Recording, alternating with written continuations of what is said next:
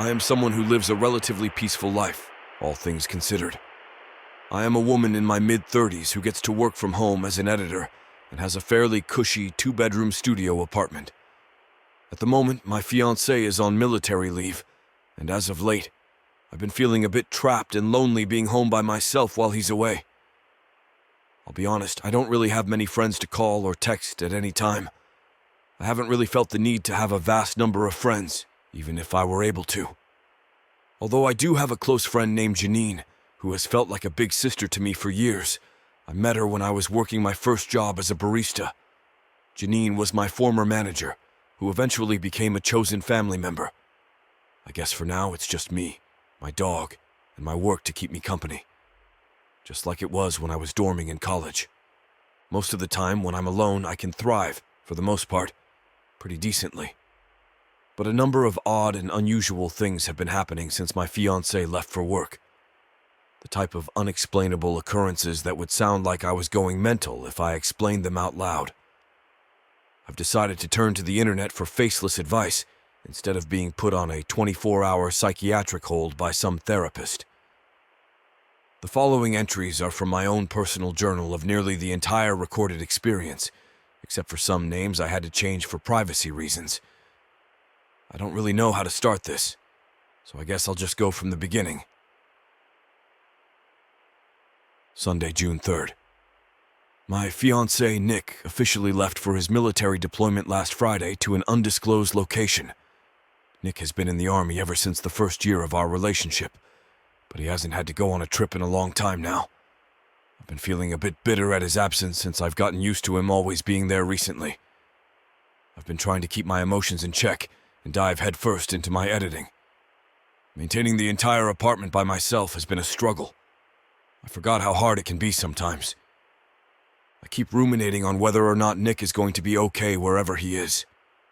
I've noticed that it's much harder to ignore what's going on in your head when you're alone. Every negative belief, catastrophic thought, or worry about the future is just emphasized when you're alone. Meanwhile, there are 2 large book manuscripts that I haven't even begun to work on, as well as the fact that new authors interview me to edit their work all the time. I had to miss my Alcoholics Anonymous meeting today because of the lofty workload, but at least I can get away with it without Nick being here to get all disappointed in me. I just didn't have the time. I had to go out and get Riley's special dog food, but got sidetracked, going to unessential stores and paying an ungodly amount of money for non-necessity items. Nick's sergeant won't let him make phone calls just yet, so it's been hard to adjust to having to live by himself for the first time in 3 years.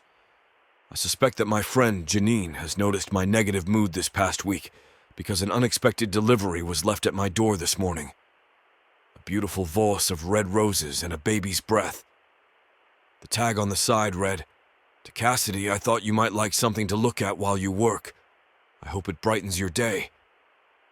I'd recognized my friend's handwriting anywhere, the same heart above the I, and sharp, cursive writing. I just knew it was her. Of course. This is the exact kind of thing that woman would do. I hope there's a way I can pay her back somehow. Monday, June 4th. After I ate breakfast, I ended up giving Janine a call to thank her for cheering me up with the flowers yesterday. I started by asking her if she wanted to stop by the apartment for mocktails. "Sorry, Cass. I'm in the middle of visiting my parents upstate. I'm coming back tomorrow. Can we do it then?" Janine responded. "For sure. I just wanted to pay you back for the little gift you dropped off yesterday," I explained. "Oh? What was the gift?" She sounded thrown off. "You didn't have to send me flowers. Stopping to say hi would have been enough." A moment of silence passed. Apparently, Janine had arrived at her parents' house last Saturday for her mom's birthday, hours away from town. I found myself perplexed by the situation. The only other person I could imagine sending me flowers would be Nick, but the note said that whoever dropped off the flowers did it themselves. It's hard to be overly concerned because it did seem like a wholesome gesture from whoever it was. It was either that or a prank pulled by some neighborhood kid. Either way, I'm not too worried. Wednesday, June 6th. After Janine came back from her parents' place, We decided that we'd go to her friend's barbecue and then pick up some coffee afterwards. The subject of the flowers came up only once or twice after we got coffee. Janine joked about the possibility of a secret admirer who may be hopelessly desperate to catch my attention. She suggested it could be one of my past clients. Let him down easily, she laughed as she sipped on her coffee. When I got back to my apartment earlier today, I was exhausted from all the socializing at the barbecue and was ready to finish the rest of my day off in solitude. I was about to go outside when I saw a square brown package beside my door. Did I order something recently? Perhaps. I can't really remember. Looking further, the package didn't even have a normal-looking shipping label or return address on it. I put my stuff down, sat at my table, and peeled the tape off the box. Inside was a smaller white box that contained a silver chain necklace adorned with a beautiful aquamarine gem encased in gold edges. I'm certain I haven't ordered any jewelry lately. This had to be some sort of mistake. When I examined it further, I felt like I'd seen a necklace like this before. I was blanking. I tried my hardest to explain the déjà vu, but I failed. The defeated frustration nags at me relentlessly. What bothered me even more was the inscription, written on top of the white box. From Alex. I went through the list of my coworkers as well as friends and acquaintances, and I came to no conclusion. Who the hell is this man? At first I thought it might have been shipped to the wrong address, but it couldn't have been. The label clearly had my address printed on the front. Tuesday, June 12th. It's been almost a week since I've written here. I've been having some odd physical symptoms recently. I'll have these weird, dizzy spells that come with severe headaches. These episodes started last Friday. When I feel them coming on, sometimes I'll go on autopilot until the symptoms improve. Sometimes I'll even forget where I am while the spells are happening. Come to think of it, I think I remember my mom telling me about a similar issue she had when she was a kid. My mother has been a heavy subject on my mind lately. Ever since she died, I've kept a large collection of pictures of her from my childhood home. I was skimming through some old pictures today, experiencing an overwhelming sense of nostalgia. I stumbled upon some Polaroids of me and my mom at a fall festival in 1997. One of them showed my mom and me coming off of a hayride. We were both laughing, with giant grins on our faces and autumn leaves sticking to our hair and clothes. I felt a tear roll down my cheek. I missed that woman so much, even with her many flaws. She would always be the one to suggest family outings whenever it got too stressful at home. I kept looking at similar trips for a while until I noticed something in one of the Polaroids.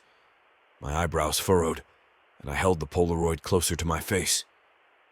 Around my mother's neck was a delicate silver chain, and the pendant was an aquamarine gem with gold edges.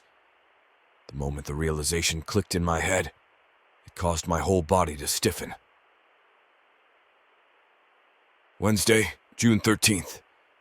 I tried to convince myself to hold off on calling my dad just so I could ease my own mind. After fighting the urge for what felt like so long, I couldn't stand it anymore. When I called my dad, he was with his girlfriend, eating lunch. He seemed frazzled and unprepared to hear my frantic voice over the phone. "Hey, Dad, are you home right now by any chance?" I attempted to calm my panic to the best of my ability so as not to freak my dad out. "At the moment I am. Is everything okay?" he stuttered. "Yeah, I'm pretty sure." I paused. This might sound weird, but would you mind checking Mom's old vanity and seeing if her aquamarine gem necklace is still there? I blurted out. He sounded confused, but said that he would see if it was still in its place. Before he reminded me, I'd forgotten that necklace was one of my mom's favorite pieces in her jewelry collection. She wouldn't even let me touch it as a kid, much less let me go near her vanity. I guess I never noticed how much she wore it in pictures when I was younger. When my dad checked for it, he said that he kept the display on, saying that it wasn't there. He reassured me that he probably just misplaced it somewhere. And all the while, that same necklace was sitting in the palm of my hands as we spoke on the phone. My breathing came to a halt, and my heart sank to my feet. Who this person was, this motherfucker. He knew where my dad lived and somehow got inside to collect the necklace. Friday, June 15th. I tried calling the police after what happened on Wednesday and was turned away each time I called 911. I thought it might be better to go down to the police station myself. I told the officer at the front that I thought someone might be stalking me and had possibly broken into my dad's house. I turned my mom's necklace over to the investigation officer and was asked to fill out a number of different statement forms. When I finally met with the lead officer, he did everything but laughed in my face when I explained my situation to him. I know I didn't technically see the break-in happen, nor did I know who this Alex's person was, but I thought that someone could at least help me figure out what to do. I should have known that not much could be done without evidence, but I was desperate. I couldn't call Nick about it. I'm left to my own devices now to deal with whatever the fuck is going on. I saw another package at my doorstep this afternoon. Saturday, June 16th. I felt like a walking time bomb today. Anxiety loomed over my head like a vulture. I was struggling to finish editing one of my manuscripts, and I can tell my client is getting frustrated at my lack of progress on his book. My mind has been scattered today, trying to figure out ways to get an ID on this person and catch them in the act. I went out to Costco and bought one of those doorbell cameras because it was really all I could afford in terms of security. I had another one of those dizzy spells today. When I was driving on the freeway back from the store, this feeling of vertigo crept in, and I wasn't paying much attention to my surroundings. When the episode was over, I realized I was on a different exit than I was on originally. Miraculously, my car was still intact, and I had no visible injuries on my person. These episodes were beginning to make me concerned for my well-being. The stress of this situation is eating away at me. The package I got yesterday was larger than the first one. It was a padded envelope with a brown book inside and a thin, twined rope tied around it. It was a photo album of sorts, but it looked handmade, almost like a scrapbook. Still no return address and no name on the envelope, besides the name Alex's scrawled on the front page of the book. There was a torn-off piece of paper attached to the front with a note. It read simply, "Hope this can cheer you up." In the context of what's been happening, the words on the note sounded oddly normal and offbeat. My heart was pounding against my ribcage, and fear encompassed my being as I prepared for the contents of this book. My suspense dropped when I skimmed through the first couple of pages. Most of the pictures in this album were shots of trees in the sky, with some pictures of the city thrown into the mix. This whole album just consisted of nature photography and cityscapes. There was nothing noteworthy about them, just pages and pages of pretentious shots of nothing. The rest of the day was spent installing the doorbell camera, which, admittedly, took an hour to complete. I hope that dreaming can be somewhat of an escape for me, at least. I need sleep. I just need sleep. Wednesday, June 21st. It's been almost a week since the last package came, and I've been checking the front door camera like a hawk. I asked my mailman last week if he recognized any of the packages I'd gotten, and if he had been the one who delivered them. He checked the computer in his truck and found that the packages I received weren't even in the mailing system, noting the lack of a tracking number on the boxes that I showed him. My mailman said the packages would have had to have been hand-delivered if they had shown up on my doorstep. The words sent a chill through my body, and beads of sweat started to appear on my forehead. A day ago, something stranger even happened. When I was coming back from a run, I noticed that some flyers had been stuck in the opening of my door. The flyers were mostly advertisements, so I just went through them, standing over my trash can as I did. I almost threw the last one in the garbage when I felt that the last two flyers were stuck together. The second to last flyer, it didn't look to be an ad at all. It was a postcard. Written on the back was a small message written in bold letters. "Look closer, there's magic here." I mentioned the strange postcard to Janine when she came over later in the day, showing her the message written on the back. She seemed to question its significance, considering how dull the picture was. It was a picture of a long stretch of road, showing fields of gated farmlands on both sides, and horses gathering behind the road barriers. Why would anyone choose this hideous postcard to send? The thought baffled me.